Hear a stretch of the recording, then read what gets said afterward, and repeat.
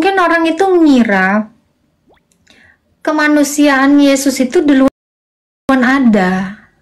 Enggak. Jadi dulu di zaman Adam dan Hawa, Allah itu menciptakan Adam dan Hawa. Itu dia itu bukan jadi manusia seperti Tuhan Yesus yang dilahirkan. Tapi memang Allah itu dengan cara berfirman, dengan cara dia berteofani, dia menciptakan manusia. Tapi teofaninya Allah itu bukan diciptakan. Yang diciptakan itu adalah Adam. Jadi mungkin akan bingung sekali karena kemanusiaan Yesus itu berasal dari Bunda Maria. Seolah-olah Maria lah yang membuat Yesus gitu. Enggak, karena Yesus itu adalah firman. Dia yang sebelumnya Allah lalu mengambil kodrat manusia. Jadi kalau mau ditanya siapa yang ciptain, ya Tuhan Yesus dalam kodrat ilahinya, bukan dalam kodrat manusianya. Gitu. Makanya kalau kita ditanya tentang Yesus, maka kita harus menjelaskan Yesus itu dengan dua kodratnya, Allah dan manusia. Gitu. Ya mungkin abang tadi itu dia banyak belajar, ya nggak apa-apa. Karena memang mungkin nggak dijelaskan juga tentang dogma-dogma dasar seperti ini gitu. Nggak apa-apa bang, berusaha keras aja bang berpikir bang ya. Iya, ini kayak gimana lagi aku mau bilang, agak-agak telek ya. Kita nonton lagi ya.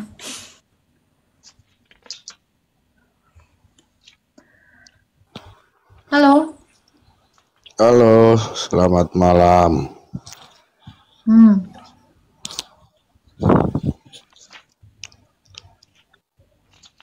Tuhan. Bertanya apa Pak? Sesuai tema aja ini, Mul. Apa tuh? Tuhan Yesus adalah utusan. Ya. Apa nggak ngeri ini pernyataan ini, Mul? Enggak lah. Ngeri kali kamu. Lo kok ngeri, orang Alkitab aja menuliskan itu, kok aku yang ngeri? Alkitab ngeri. Coba mana ayatnya, Mul? Penasaran saya, Mul. Kasih Kak, Yohanes 17 ayat 3. Ngeri ya. Ngeri lah. Enggak lah, orang ada tulisan, berarti kau kalau nengok Alkitab ngeri. Ya, Yohanes 17 ayat 3, ngeri. Inilah hidup yang kekal itu, yaitu bahwa mereka mengenal Allah. Mana satu-satunya? Yaitu bahwa mereka mengenal Engkau satu-satunya Allah yang benar dan mengenal Yesus Kristus yang telah Engkau utus. Yang mengutus Yesus Kristus siapa? Bapa. Yesus. Bukan. Yesus Bapa bukan. Bukan. Terus Bapa Allah apa bukan? Allah. Terus Yesus Allah bukan? Allah dan manusia. Sulit saudara-saudara. Aduh. Enggak sulit ya. Kalau kamu ngerti Tritunggal. Ketika saya mengatakan Yesus itu Allah dan manusia, saya bisa tunjukkan ayatnya. Yohanes 1 ayat 1 Kak. Firman itu adalah Allah. Firman itu adalah manusia juga, jadi manusia. Yohanes 1 ayat 14. Kok sulit? Kepalamu yang nggak bisa baca itu. Kau yang kesulitan. Jangan saudara-saudara di sini yang kau bilang sulit. Makanya aku ngomong sulit, saudara-saudara. Itu kalau buat kesulitan, Pak. Ya. Solusinya pinjol. Pada mulanya adalah firman. Firman itu bersama-sama dengan Allah dan firman itu Allah. Dan firman itu adalah Allah. Firman itu Allah. Pada mulanya adalah firman. Firman itu bersama-sama dengan Allah dan firman itu adalah Allah. Firman itu Allah. Adalah Allah. Berarti firman itu Allah sendiri, betul? Bukan. Firman itu adalah Allah. Kok Allah itu sendiri? Nggak ada dibilang sendiri kok. Sulit saudara. Pak, waktu saya bilang, ini suaraku ada nggak Kanopi? Ada. Waktu dikatakan gini, pada mulanya telah adalah firman. Firman itu bersama. Kalau bersama berarti ada dua yang berbeda bersama-sama, botol.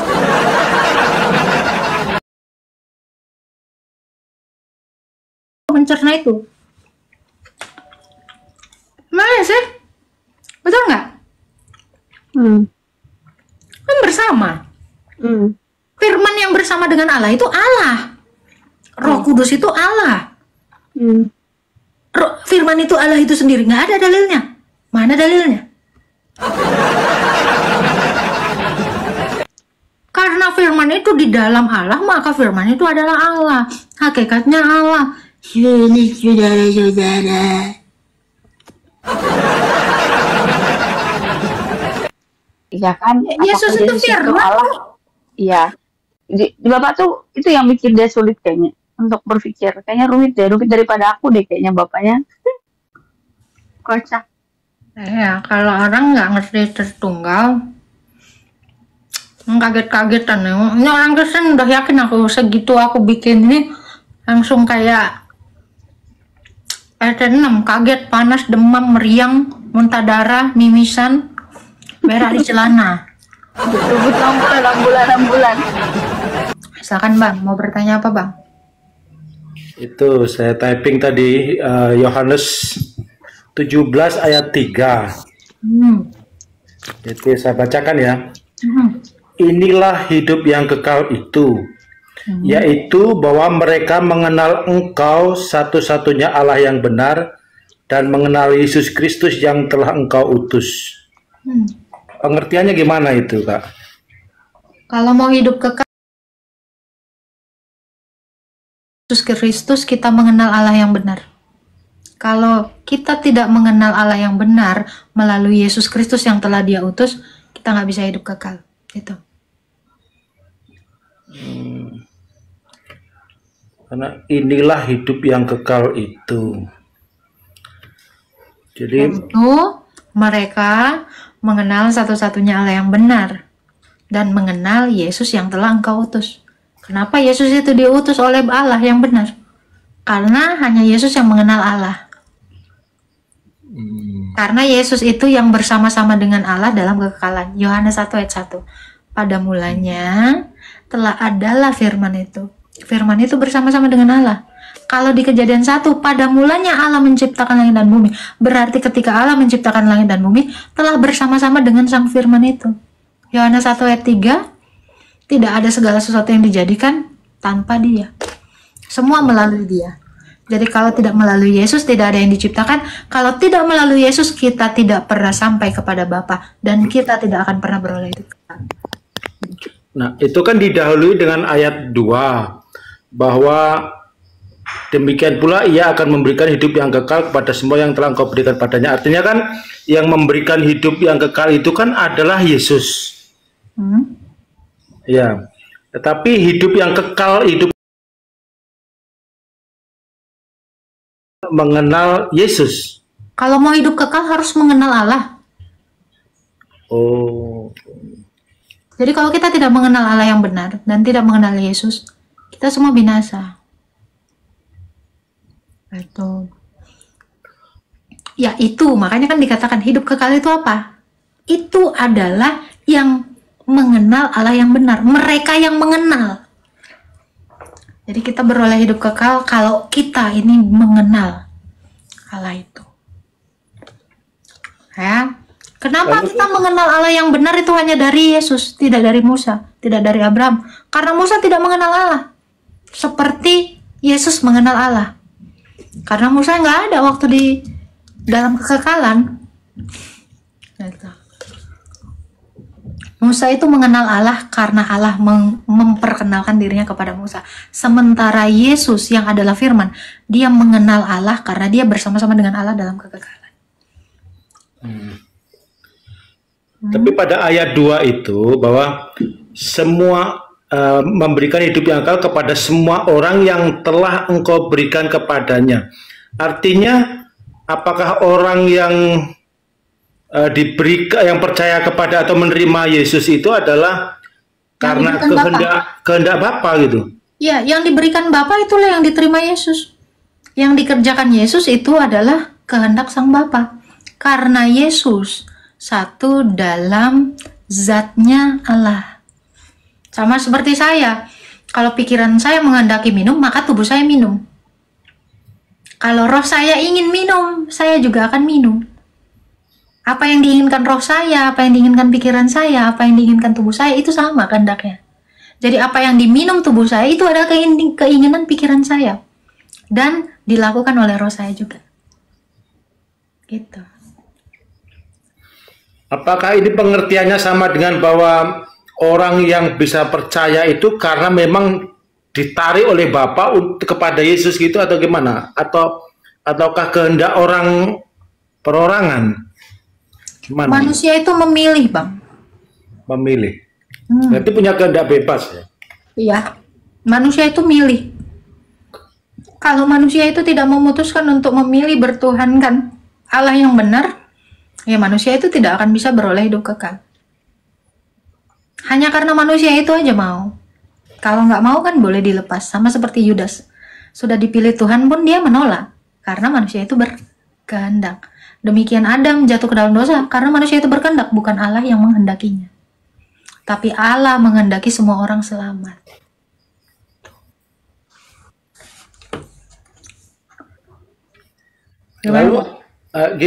Lalu ada ajaran yang mengatakan bahwa ketika orang sudah diselamatkan, dia akan tetap selamat. Gimana caranya dia selamat? Siapa yang nyelamatin dia? Misal nih, Nopi masuk Islam. Enggak, karena keselamatan itu Yesus. Enggak, konteksnya kan ketika percaya Yesus gitu loh. Ketika percaya Yesus terus? Ya kan berarti dia dipilih untuk selamat. Bukan, orang itu sendiri yang milih. Orang itu sendiri yang milih, dia milih.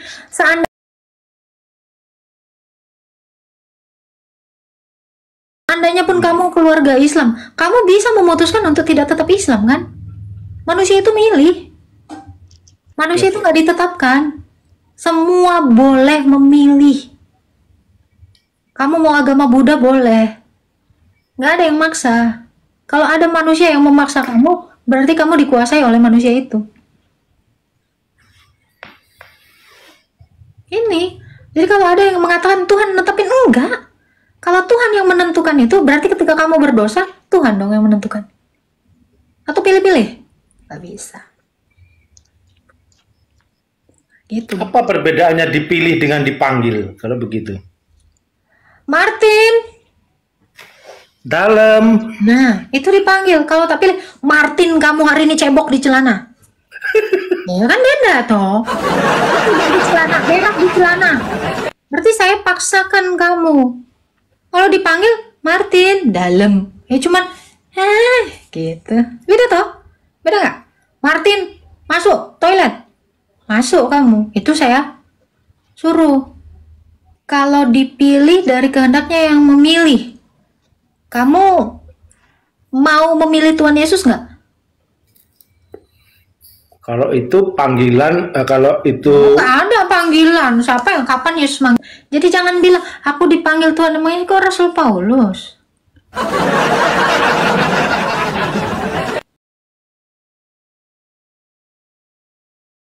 Milih, semua orang memilih. enggak pilihan Allah atau panggilan Allah? Enggak. Kamu itu sudah dinyatakan kebenaran, dibeberkan ini kebenaran tentang Tuhan Yesus. Terus kamu memilih untuk percaya. Loh, kamu kalau nggak mau percaya tentang kebenaran firman kan boleh. Ya kalau saya yang memilih itu berarti kan kehendaknya dari saya. Ya kan kehendak bebas, Pak. Dari kamu. Memangnya dari siapa? Enggak ada kata bahwa kita itu pilihan Allah gitu loh. Kamu dipilih Allah karena ketika kamu sudah percaya dalam Yesus, Yesus sebenarnya yang dipilih sejak semula. Karena kamu sudah di dalam Yesus, maka kamu dibilang umat pilihan. Karena Yesuslah itu yang sudah dipilih dalam kekekalan. Nah itu. Oh, dipilihnya itu ketika sudah percaya berarti? Iya, mungkin nggak kamu dipilih ketika kamu belum dalam Yesus? Bukan dipilih ketika belum percaya, dipilih sekarang. Nggak bisa. Jadi kenapa kita dikatakan umat pilihan, atau kamu, ada ayatnya kan, kamu telah dipilih sebelum dunia dijadikan. Yang dimaksud itu adalah Yesus yang dipilih. Karena kamu semua sudah mengenakan Yesus, maka kamu dikatakan umat yang dipilih sebelum segala sesuatu dijadikan. Itu maksud ayatnya. Karena yang dipilih itu Yesus.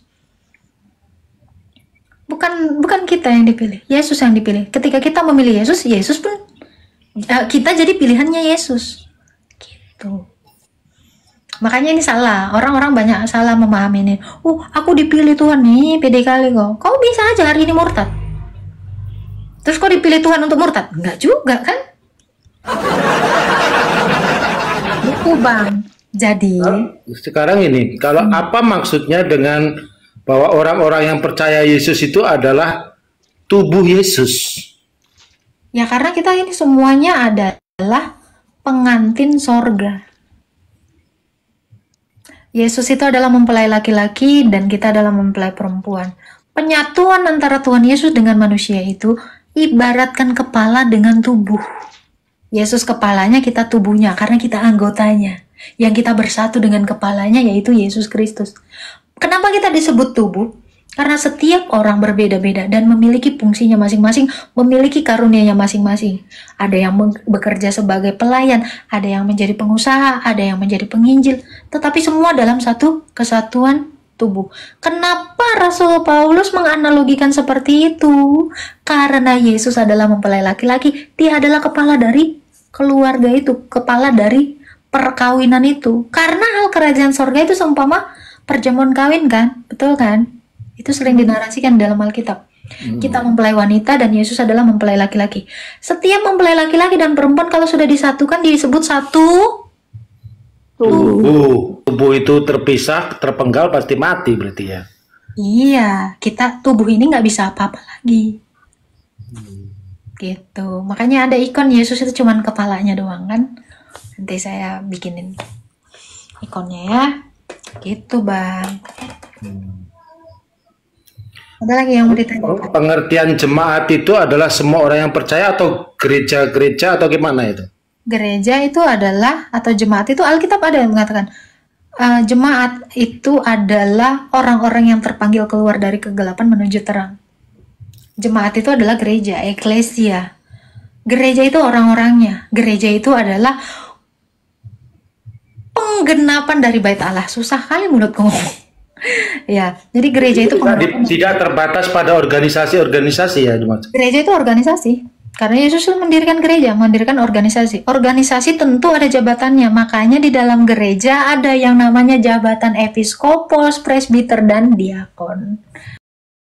Ya, kalau dalam pengertian menjadi tubuh Kristus, karena gereja itu organisasi, kan gereja itu di dunia ini banyak sekali macam organisasinya. Apakah kesemuanya itu menjadi satu kesatuan tubuh Kristus, ataukah masing-masing gereja itu adalah tubuh Kristus? Itu gimana itu, Kak? Yesus hanya menciptakan satu gereja. Yesus hanya mendirikan satu gereja di atas imannya para rasul. Jadi ada organisasi yang mengajarkan yang tidak diajarkan Yesus. Itu bukan gerejanya Yesus. Itu ngaku-ngaku gerejanya Yesus. Semua gereja Yesus itu menuruti semua dogma dari Tuhan Yesus. Di luar dari yang mengikuti dogma Tuhan Yesus, itu gereja buatannya sendiri. Jadi satu tubuh yang dimaksud itu gereja yang diikat oleh peraturan dogma dari Tuhan Yesus. Jadi kalau ada gereja yang tidak diikat oleh dogma Tuhan Yesus, bukan gereja yang didirikan Yesus. Di dalam pengakuan iman rasuli atau syahadat kita iman Nikea, kita percaya kepada gereja yang satu, yang kudus, yang katolik, dan yang apostolik. Jadi gereja yang satu itu harus yang kudus, nggak bisa ada percabulan di dalamnya, nggak bisa ada pencideraan, tidak ada hal-hal yang bersifat kedagingan. Yang kudus, yang apostolik berarti yang diajarkan seperti diajarkan rasul. Dan yang katolik, yang ajarannya satu, kudus, menyeluruh. Katolik itu menyeluruh. Sifat gereja ya, kita nggak bicara katrom ya.